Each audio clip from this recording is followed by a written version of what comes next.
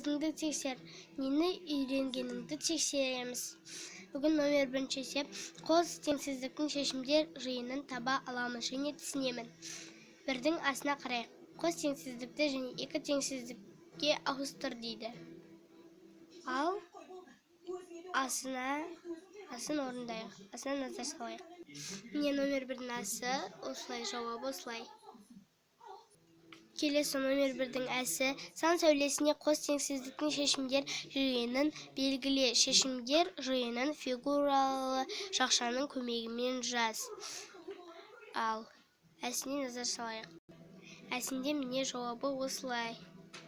Мен бірақ жазуым кішкене неме болып кетті, кешіріңдер. Келесі есепке көшейік. Бұл асы мен әсі.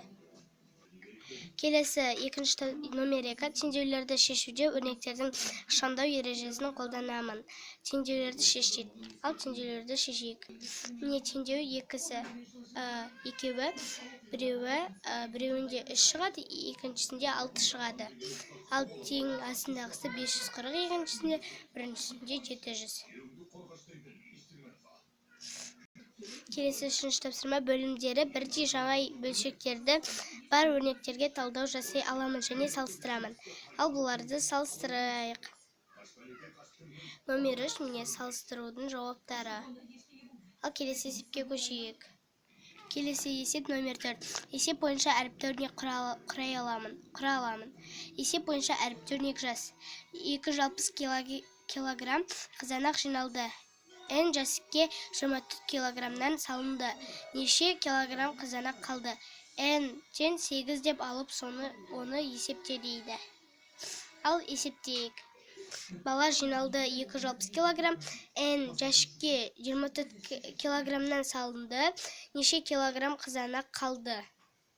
Ал шешуімен немесін көрейік.